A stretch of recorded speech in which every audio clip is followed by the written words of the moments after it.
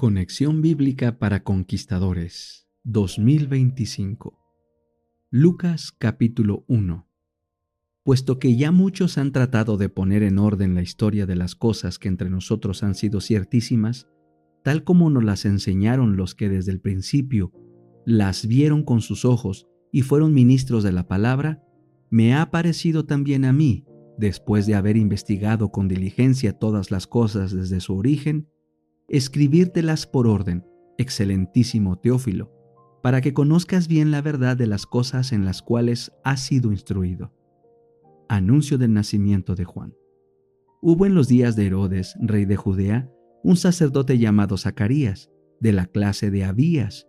Su mujer era de las hijas de Aarón, y se llamaba Elisabet. Ambos eran justos delante de Dios y andaban irreprensibles en todos los mandamientos y ordenanzas del Señor. Pero no tenían hijos, porque Elisabet era estéril. Ambos eran ya de edad avanzada. Aconteció que ejerciendo Zacarías el sacerdocio delante de Dios, según el orden de su clase, le tocó en suerte entrar, conforme a la costumbre del sacerdocio, en el santuario del Señor, para ofrecer el incienso. Toda la multitud del pueblo estaba fuera orando a la hora del incienso. Entonces se le apareció un ángel del Señor puesto de pie a la derecha del altar del incienso. Al verlo, Zacarías se turbó y lo sobrecogió temor. Pero el ángel le dijo: Zacarías, no temas, porque tu oración ha sido oída, y tu mujer Elisabet dará a luz un hijo, y le pondrás por nombre Juan. Tendrás gozo y alegría, y muchos se regocijarán por su nacimiento, porque será grande delante de Dios. No beberá vino ni sidra, y será lleno del Espíritu Santo, aún desde el vientre de su madre. Hará que muchos de los hijos de Israel se conviertan al Señor su Dios, e irá delante de él con el espíritu y el poder de Elías, para hacer volver los corazones de los padres a los hijos y de los rebeldes a la prudencia de los justos, para preparar al Señor un pueblo bien dispuesto. Zacarías preguntó al ángel: ¿En qué conoceré esto? Porque yo soy viejo y mi mujer es de edad avanzada. Respondiendo el ángel le dijo: Yo soy Gabriel, que estoy delante de Dios, y he sido enviado a hablarte y darte estas buenas nuevas. Ahora, por cuanto no creíste mis palabras, las cuales se cumplirán a su tiempo, quedarás mudo y no podrás hablar hasta el día en que esto suceda. El pueblo, entre tanto, estaba esperando a Zacarías y se extrañaba de que se demorara en el santuario. Cuando salió, no les podía hablar. Entonces comprendieron que había tenido una visión en el santuario. Él les hablaba por señas y permaneció mudo. Cumplidos los días de su ministerio, se fue a su casa. Después de aquellos días, concibió su mujer y se recluyó en casa por 5 meses, diciendo: Así ha hecho conmigo el Señor en los días en que se dignó quitar mi afrenta entre los hombres. Anuncio del nacimiento de Jesús. Al 6º mes, el ángel Gabriel fue enviado por Dios a una ciudad de Galilea llamada Nazaret, a una virgen desposada con un varón que se llamaba José, de la casa de David, y el nombre de la virgen era María. Entrando el ángel a donde ella estaba, dijo: Salve muy favorecida, el Señor es contigo, bendita tú entre las mujeres. Pero ella, cuando lo vio, se turbó por sus palabras y pensaba qué salutación sería esta. Entonces el ángel le dijo: María, no temas, porque has hallado gracia delante de Dios. Concebirás en tu vientre y darás a luz un hijo, y llamarás su nombre Jesús. Este será grande y será llamado Hijo del Altísimo. El Señor Dios le dará el trono de David, su padre. Reinará sobre la casa de Jacob para siempre, y su reino no tendrá fin. Entonces María preguntó al ángel: ¿Cómo será esto? Pues no conozco varón. Respondiendo el ángel, le dijo: El Espíritu Santo vendrá sobre ti, y el poder del Altísimo te cubrirá con su sombra, por lo cual también el santo ser que va a nacer será llamado Hijo de Dios. Y he aquí también tu parienta Elisabet, la que llamaban estéril, ha concebido hijo en su vejez, y este es el 6º mes para ella, pues nada hay imposible para Dios. Entonces María dijo: Aquí está la sierva del Señor, hágase conmigo conforme a tu palabra. Y el ángel se fue de su presencia.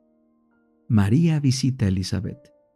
En aquellos días, levantándose María, fue deprisa a la montaña, a una ciudad de Judá.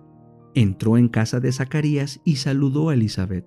Y aconteció que cuando oyó Elisabet la salutación de María, la criatura saltó en su vientre, y Elisabet, llena del Espíritu Santo, exclamó a gran voz: Bendita tú entre las mujeres y bendito el fruto de tu vientre.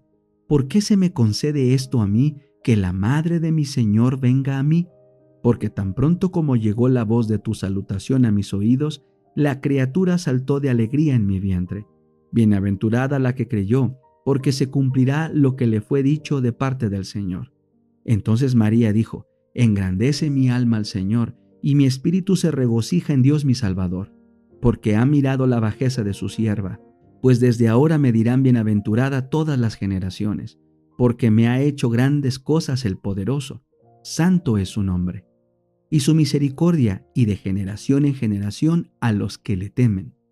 Hizo proezas con su brazo, esparció a los soberbios en el pensamiento de sus corazones, quitó de los tronos a los poderosos y exaltó a los humildes. A los hambrientos colmó de bienes, y a los ricos envió vacíos. Socorrió a Israel su siervo, acordándose de su misericordia, de la cual habló a nuestros padres, para con Abraham y su descendencia para siempre. Se quedó María con ella como 3 meses, después se volvió a su casa. Nacimiento de Juan el Bautista. Cuando a Elisabet se le cumplió el tiempo de su alumbramiento, dio a luz un hijo. Al oír los vecinos y los parientes que Dios había engrandecido para con ella su misericordia, se regocijaron con ella. Aconteció que al 8º día vinieron para circuncidar al niño, y lo llamaban con el nombre de su padre, Zacarías. Pero su madre dijo: No, se llamará Juan. Le dijeron: ¿Por qué? No hay nadie en tu parentela que se llame con ese nombre. Entonces preguntaron por señas a su padre cómo lo quería llamar. Él, pidiendo una tablilla, escribió: Juan es su nombre. Y todos se maravillaron. En ese momento fue abierta su boca y suelta su lengua, y comenzó a bendecir a Dios. Se llenaron de temor todos sus vecinos, y en todas las montañas de Judea se divulgaron todas estas cosas. Los que las oían las guardaban en su corazón, diciendo: ¿Quién pues será este niño? Y la mano del Señor estaba con él. Profecía de Zacarías.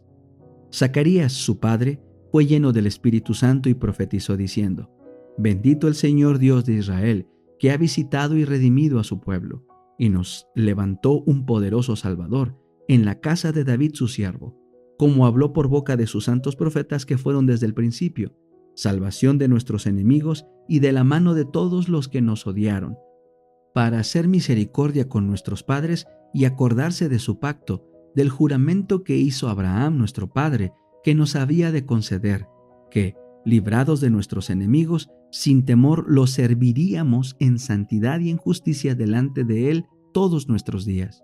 Y tú, niño, profeta del Altísimo serás llamado, porque irás delante de la presencia del Señor para preparar sus caminos, para dar conocimiento de salvación a su pueblo, para perdón de sus pecados, por la entrañable misericordia de nuestro Dios, con que nos visitó desde lo alto la aurora, para dar luz a los que habitan en tinieblas y en sombra de muerte, para encaminar nuestros pies por camino de paz. El niño crecía y se fortalecía en espíritu, y estuvo en lugares desiertos hasta el día de su manifestación a Israel. Lucas capítulo 2. Nacimiento de Jesús. Aconteció en aquellos días que se promulgó un edicto de parte de Augusto César, que todo el mundo fuera empadronado. Este primer censo se hizo siendo Cirenio gobernador de Siria, e iban todos para ser empadronados, cada uno a su ciudad. También José subió de Galilea, de la ciudad de Nazaret, a Judea, a la ciudad de David, que se llama Belén, por cuanto era de la casa y familia de David, para ser empadronado con María su mujer, desposada con él, la cual estaba encinta. Aconteció que estando ellos allí, se le cumplieron los días de su alumbramiento, y dio a luz a su hijo primogénito, y lo envolvió en pañales, y lo acostó en un pesebre, porque no había lugar para ellos en el mesón. Los ángeles y los pastores. Había pastores en la misma región que velaban y guardaban las vigilias de la noche sobre su rebaño, y se les presentó un ángel del Señor, y la gloria del Señor los rodeó de resplandor, y tuvieron gran temor. Pero el ángel les dijo: No temáis, porque yo os doy nuevas de gran gozo, que será para todo el pueblo, que os ha nacido hoy en la ciudad de David un Salvador, que es Cristo el Señor. Esto os servirá de señal: hallaréis al niño envuelto en pañales, acostado en un pesebre. Repentinamente apareció con el ángel una multitud de las huestes celestiales, que alababan a Dios y decían: Gloria a Dios en las alturas y en la tierra paz, buena voluntad para con los hombres. Sucedió que cuando los ángeles se fueron de ellos al cielo, los pastores se dijeron unos a otros: Pasemos pues hasta Belén y veamos esto que ha sucedido y que el Señor nos ha manifestado. Vinieron pues apresuradamente y hallaron a María y a José y al niño acostado en el pesebre. Al verlo, dieron a conocer lo que se les había dicho acerca del niño. Todos los que oyeron se maravillaron de lo que los pastores les decían. Pero María guardaba todas estas cosas, meditándolas en su corazón.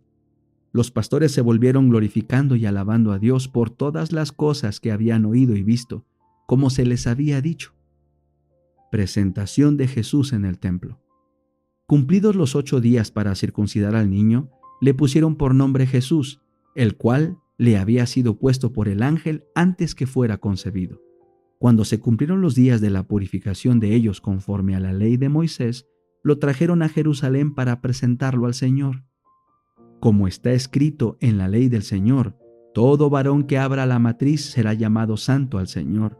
Y para ofrecer conforme a lo que se dice en la ley del Señor, un par de tórtolas o 2 palominos.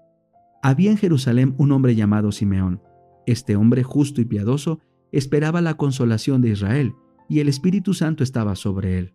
Y le había sido revelado por el Espíritu Santo que no vería la muerte antes que viera al ungido del Señor. Movido por el Espíritu, vino al templo. Cuando los padres del niño Jesús lo trajeron al templo para hacer por él conforme al rito de la ley, él lo tomó en sus brazos y bendijo a Dios diciendo: Ahora, Señor, despides a tu siervo en paz conforme a tu palabra, porque han visto mis ojos tu salvación, la cual has preparado en presencia de todos los pueblos, luz para revelación a los gentiles y gloria de tu pueblo Israel.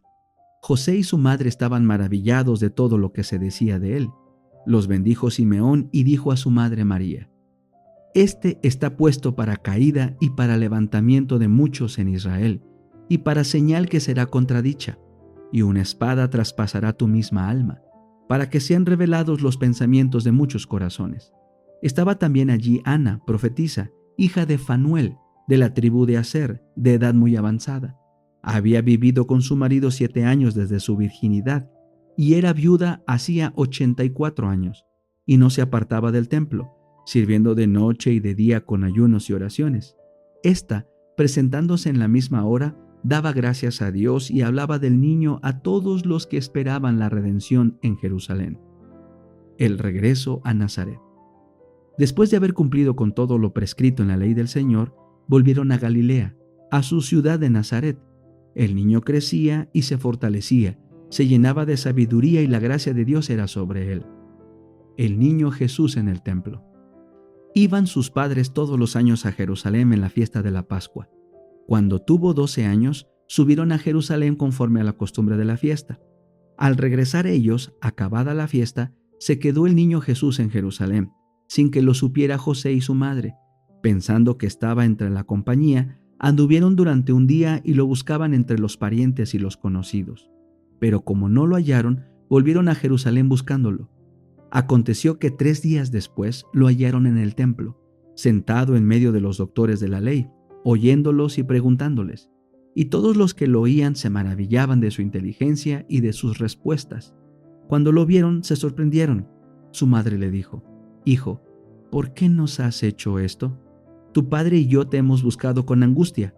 Entonces él les dijo: ¿Por qué me buscabais? ¿No sabíais que en los negocios de mi padre me es necesario estar? Pero ellos no entendieron lo que les dijo.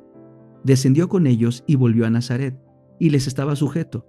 Su madre guardaba todas estas cosas en su corazón, y Jesús crecía en sabiduría, en estatura y en gracia para con Dios y los hombres. Lucas, capítulo 3. Predicación de Juan el Bautista.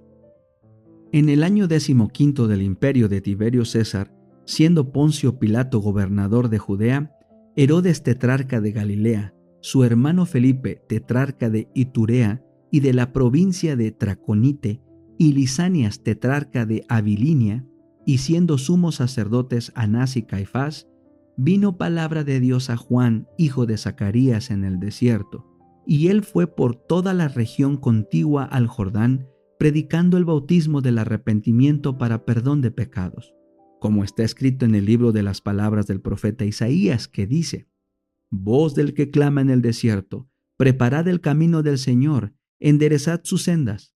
Todo valle se rellenará y se bajará todo monte y collado.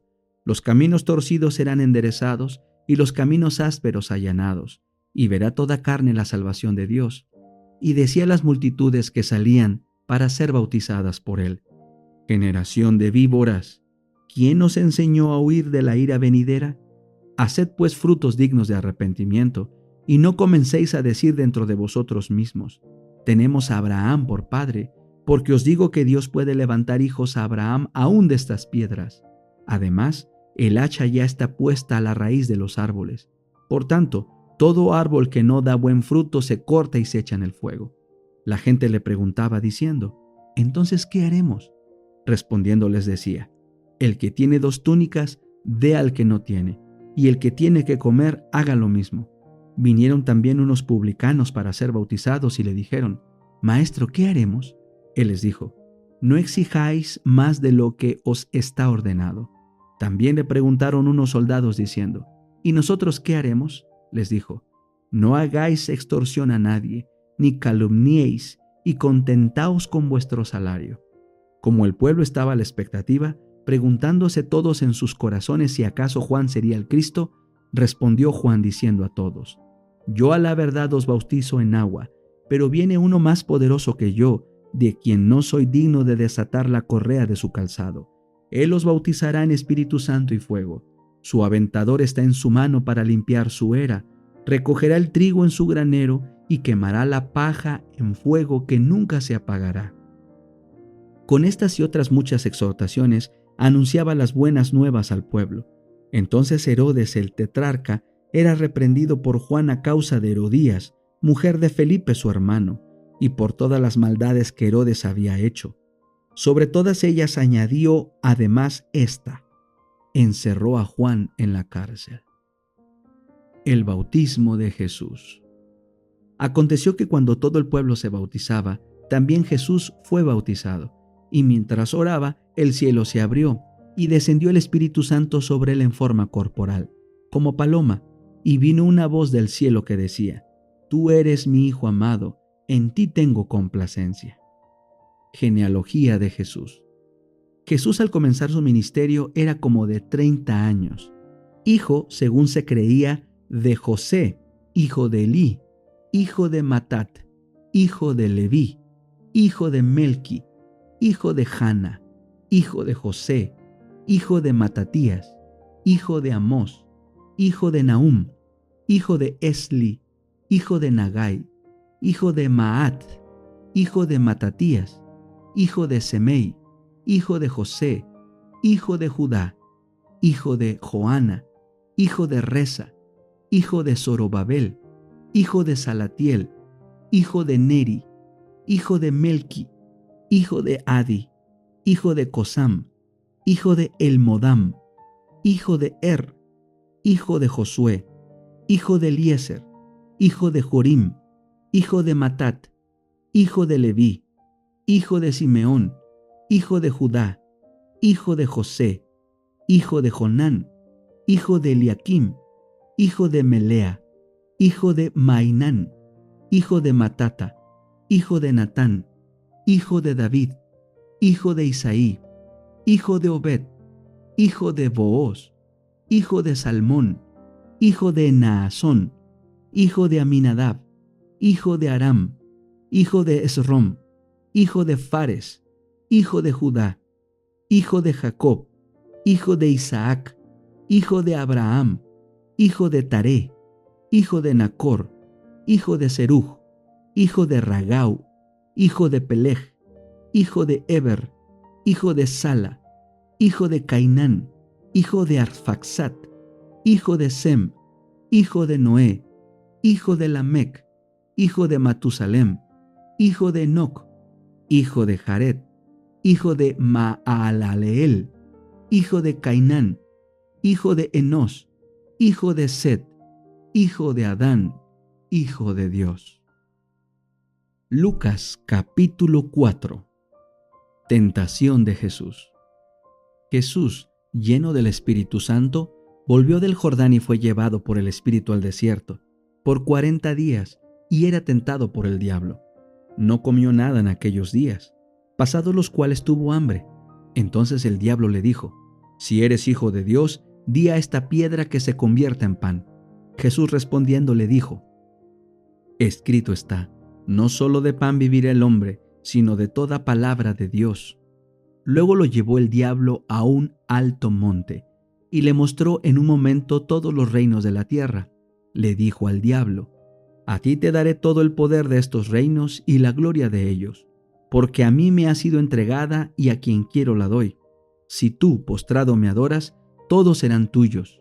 Respondiendo Jesús le dijo: Vete de mí, Satanás, porque escrito está: Al Señor tu Dios adorarás y solo a Él servirás.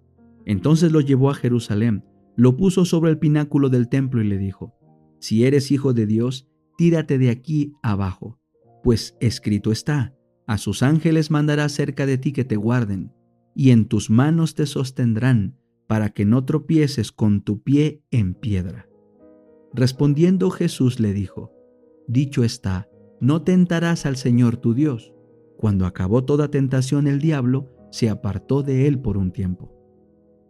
Jesús principia su ministerio.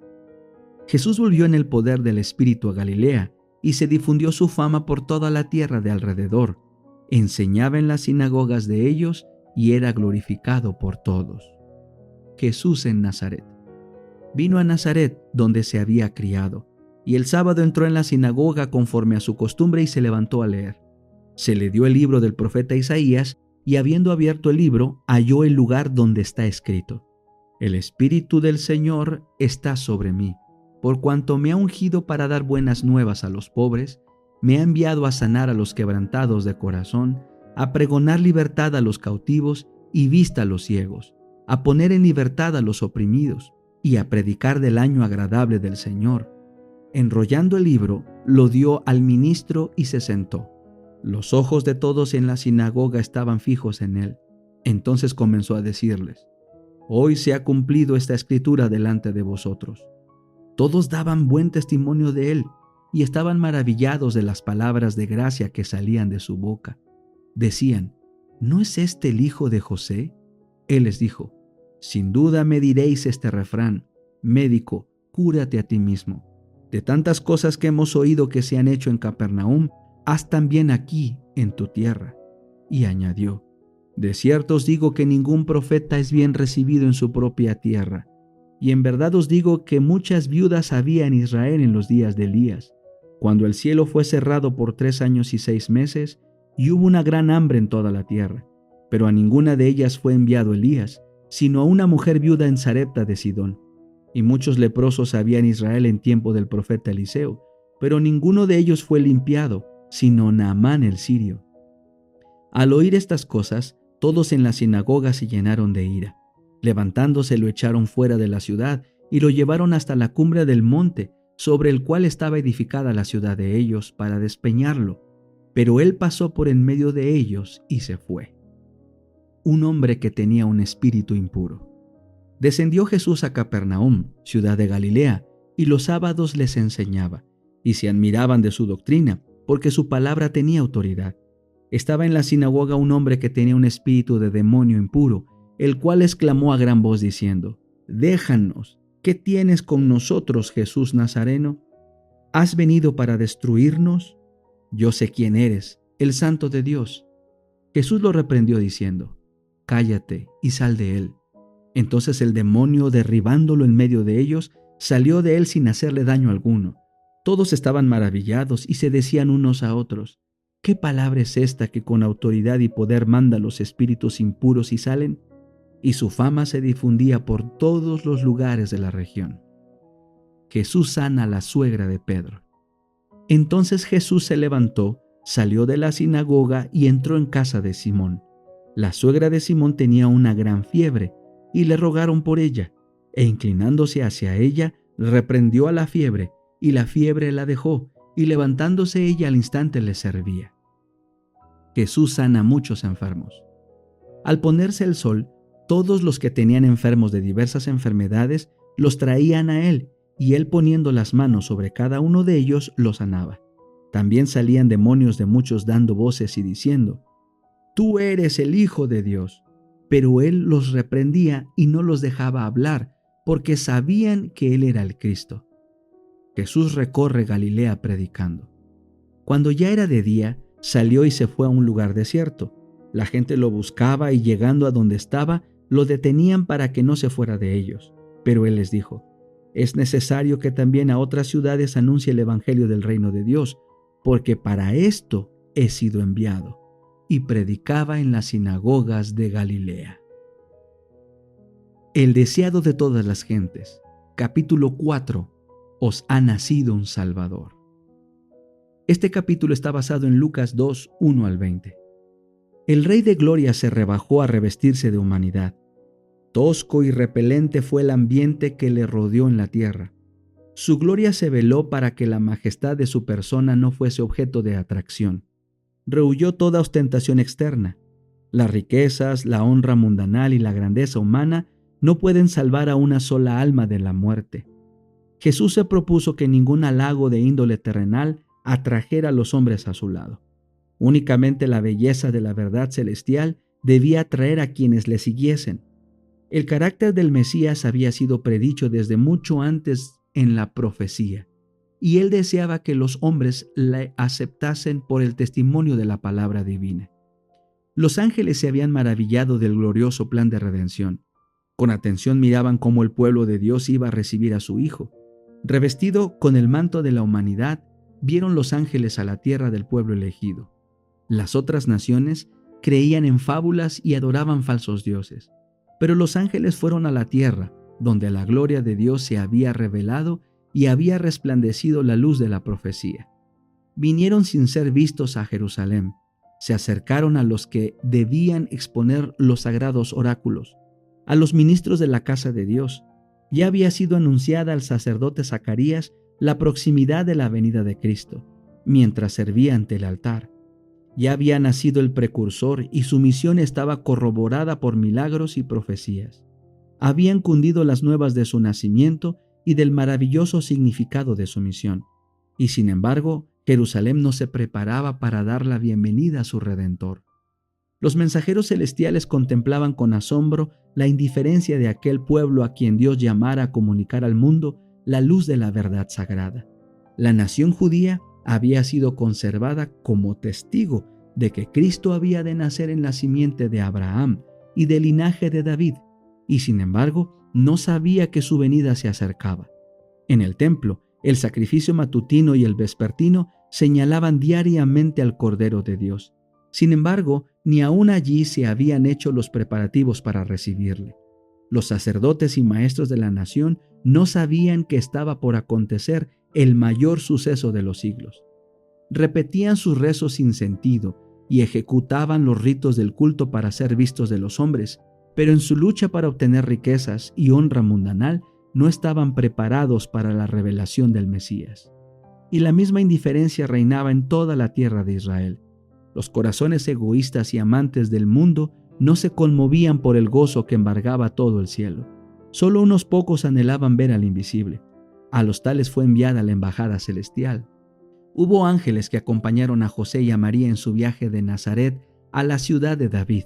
El edicto de la Roma imperial para empadronar a los pueblos de sus vastos dominios alcanzó hasta los moradores de las colinas de Galilea.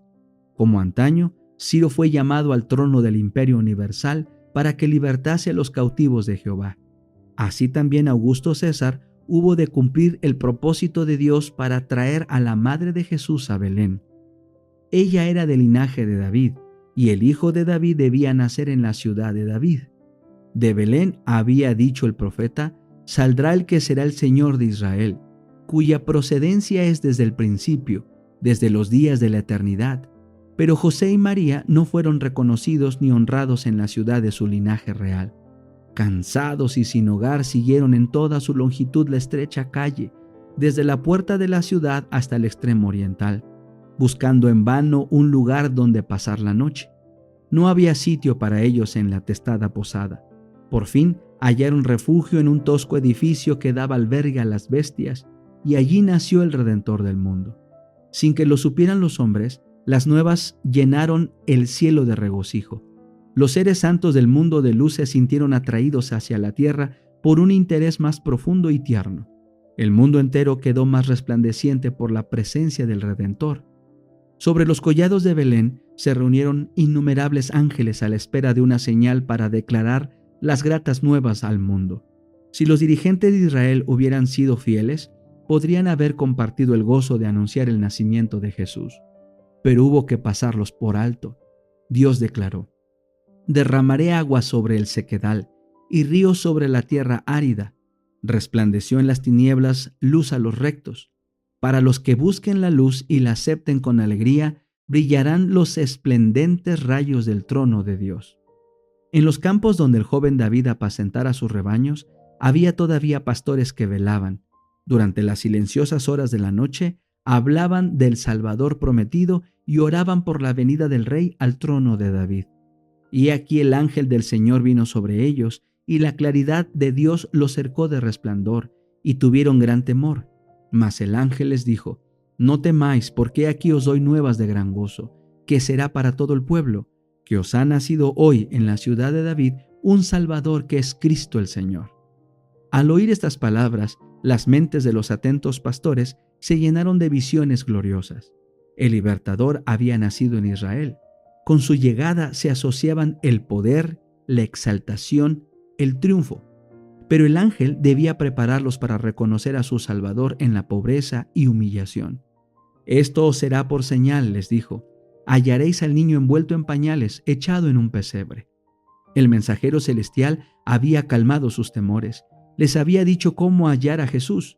Con tierna consideración por su debilidad humana, les había dado tiempo para acostumbrarse al resplandor divino. Luego, el gozo y la gloria no pudieron ya mantenerse ocultos. Toda la llanura quedó iluminada por el resplandor de las huestes divinas. La tierra enmudeció y el cielo se inclinó para escuchar el canto. Gloria en las alturas a Dios, y en la tierra paz, buena voluntad para con los hombres. Ojalá la humanidad pudiese reconocer hoy aquel canto. La declaración hecha entonces, la nota pulsada, irá ampliando sus ecos hasta el fin del tiempo y repercutirá hasta los últimos confines de la tierra. Cuando el sol de justicia salga, con sanidad en sus alas, aquel himno será repetido por la voz de una gran multitud, como la voz de muchas aguas, diciendo: ¡Aleluya! Porque reinó el Señor nuestro Dios Todopoderoso. Al desaparecer los ángeles, la luz se disipó y las tinieblas volvieron a invadir las colinas de Belén. Pero en la memoria de los pastores quedó el cuadro más resplandeciente que hayan contemplado los ojos humanos. Y aconteció que como los ángeles se fueron de ellos al cielo, los pastores dijeron los unos a los otros: pasemos pues hasta Betlehem y veamos esto que ha sucedido, que el Señor nos ha manifestado. Y vinieron apriesa y hallaron a María y a José y al niño acostado en el pesebre. Con gran gozo salieron y dieron a conocer cuanto habían visto y oído. Y todos los que oyeron se maravillaban de lo que los pastores les decían. Mas María guardaba todas estas cosas, confiriéndolas en su corazón, y se volvieron los pastores glorificando y alabando a Dios. El cielo y la tierra no están más alejados hoy que cuando los pastores oyeron el canto de los ángeles. La humanidad sigue hoy siendo objeto de la solicitud celestial, tanto como cuando los hombres comunes de ocupaciones ordinarias se encontraban con los ángeles al mediodía y hablaban con los mensajeros celestiales en las viñas y los campos. Mientras recorremos las sendas humildes de la vida, el cielo puede estar muy cerca de nosotros. Los ángeles de los atrios celestiales acompañarán los pasos de aquellos que vayan y vengan a la orden de Dios. La historia de Belén es un tema inagotable.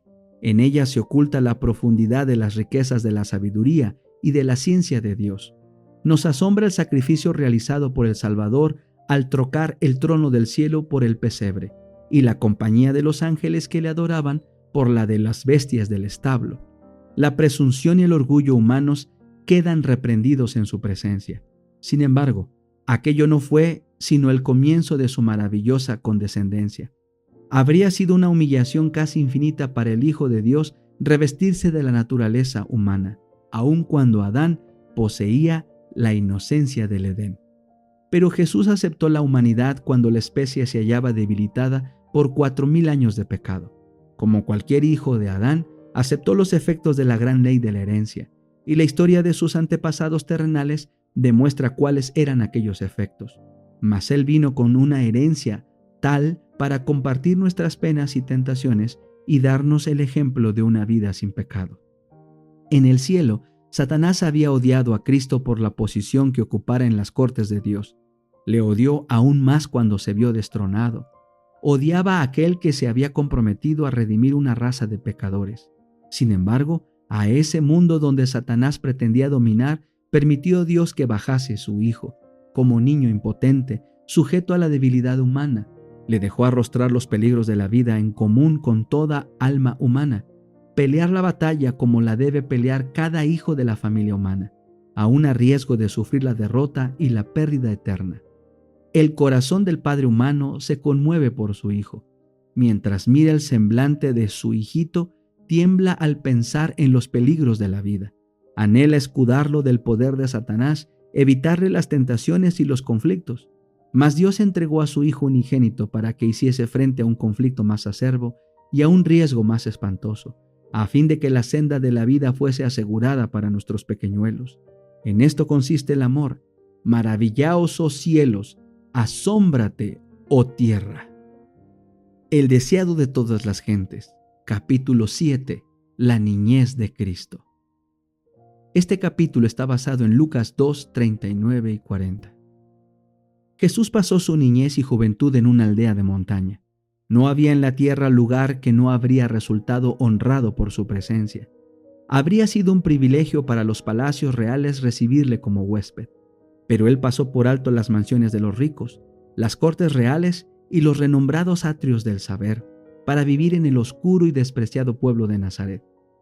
Es admirable por su significado el breve relato de sus primeros años. El niño crecía y fortalecíase y se henchía de sabiduría, y la gracia de Dios era sobre él. En el resplandor del rostro de su padre, Jesús crecía en sabiduría y en edad, y en gracia para con Dios y los hombres. Su inteligencia era viva y aguda, tenía una reflexión y una sabiduría que superaban sus años. Sin embargo, su carácter era de hermosa simetría. Las facultades de su intelecto y de su cuerpo se desarrollaban gradualmente en armonía con las leyes de la niñez. Durante su infancia, Jesús manifestó una disposición especialmente amable. Sus manos voluntarias estaban siempre listas para servir a otros. Revelaba una paciencia que nada podía perturbar y una veracidad que nunca sacrificaba la integridad. En los buenos principios era firme como una roca, y su vida revelaba la gracia de una cortesía desinteresada. Con profundo interés, la madre de Jesús miraba el desarrollo de sus facultades y contemplaba la perfección de su carácter. Con deleite trataba de estimular esa mentalidad inteligente y receptiva. Mediante el Espíritu Santo recibió sabiduría para cooperar con los agentes celestiales en el desarrollo de este niño que no tenía otro padre que Dios. Desde los tiempos más remotos, los fieles de Israel habían prestado mucha atención a la educación de la juventud. El Señor había indicado que, desde la más tierna infancia, debía enseñarse a los niños su bondad y grandeza, especialmente en la forma en que se revelaban en la ley divina y en la historia de Israel. Los cantos, las oraciones y las lecciones de las Escrituras debían adaptarse a los intelectos en desarrollo. Los padres debían enseñar a sus hijos que la ley de Dios es una expresión de su carácter y que al recibir los principios de la ley en el corazón, la imagen de Dios se grababa en la mente y el alma. Gran parte de la enseñanza era oral, pero los jóvenes aprendían también a leer los escritos hebreos y podían estudiar los pergaminos del Antiguo Testamento. En los días de Cristo, el pueblo o ciudad que no hacía provisión para la instrucción religiosa de los jóvenes se consideraba bajo la maldición de Dios. Sin embargo, la enseñanza había llegado a ser formalista. La tradición había suplantado en gran medida las Escrituras. La verdadera educación debía inducir a los jóvenes a que buscasen a Dios, si en alguna manera palpando le hallen. Pero los maestros judíos dedicaban su atención al ceremonial, llenaban las mentes de asuntos inútiles para el estudiante que no podían ser reconocidos en la escuela superior del cielo. La experiencia que se obtiene por una aceptación personal de la palabra de Dios no tenía cabida en su sistema educativo. Absortos en las ceremonias externas, los alumnos no encontraban tiempo para pasar horas de quietud con Dios. No oían su voz que hablaba al corazón. En su búsqueda de conocimiento, se apartaban de la fuente de la sabiduría. Los grandes hechos esenciales del servicio de Dios eran descuidados. Los principios de la ley eran oscurecidos. Lo que se consideraba como educación superior era el mayor obstáculo para el desarrollo verdadero. Bajo la preparación que daban los rabinos, las facultades de la juventud eran reprimidas. Su intelecto se paralizaba y estrechaba. El niño Jesús no recibió instrucción en las escuelas de las sinagogas. Su madre fue su primera maestra humana. De labios de ellos y de los rollos de los profetas, aprendió las cosas celestiales, las mismas palabras que él había hablado a Israel por medio de Moisés. Le fueron enseñadas sobre las rodillas de su madre, y al pasar de la niñez a la adolescencia, no frecuentó las escuelas de los rabinos. No necesitaba la instrucción que podía obtenerse de tales fuentes, porque Dios era su instructor. La pregunta hecha durante el ministerio del Salvador, ¿cómo sabe estas letras no habiendo aprendido?, no indica que Jesús no sabía leer, sino meramente que no había recibido una educación rabínica.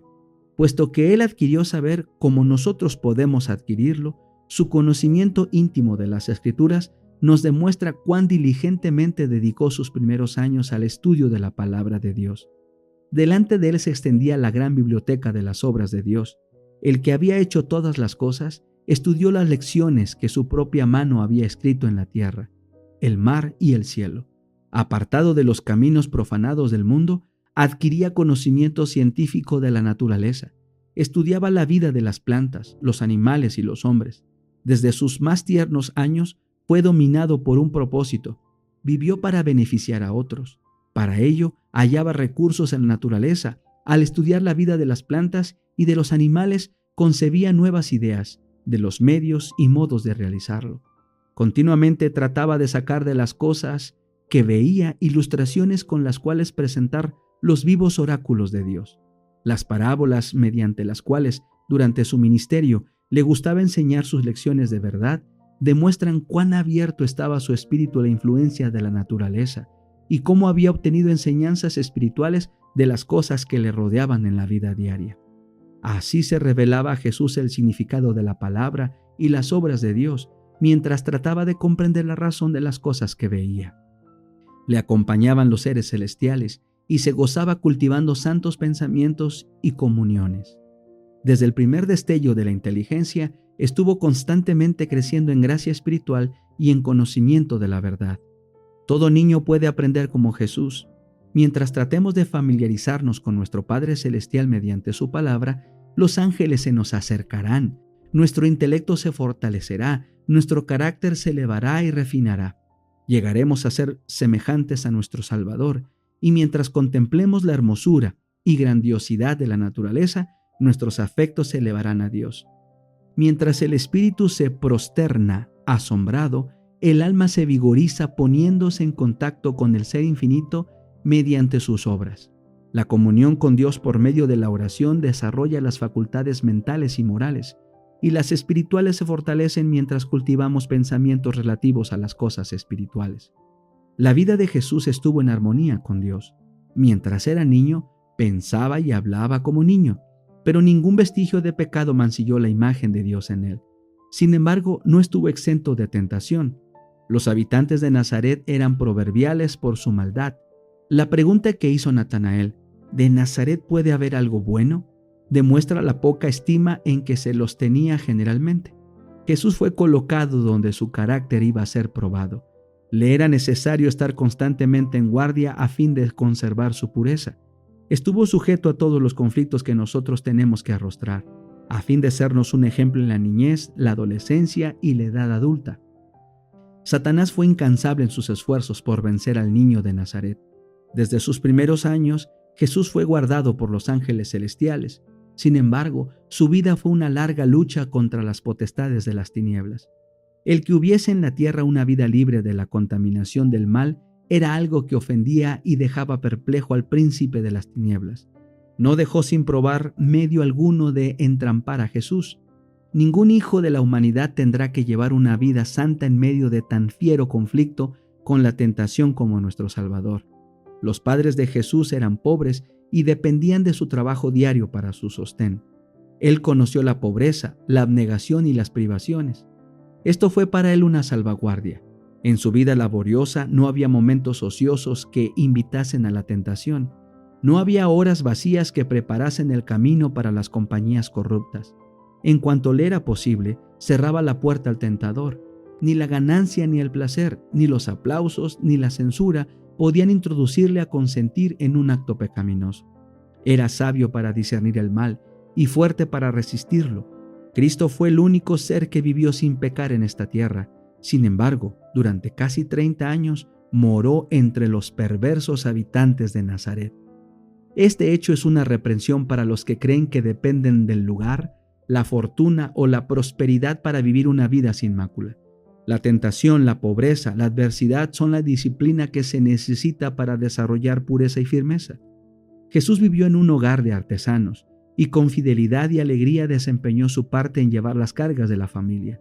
Había sido el generalísimo del cielo y los ángeles se habían deleitado cumpliendo su palabra. Ahora era un siervo voluntario, un hijo amante y obediente. Aprendió un oficio y con sus propias manos trabajaba en la carpintería con José. Vestido como un obrero común, recorría las calles de la pequeña ciudad, yendo a su humilde trabajo y volviendo de él.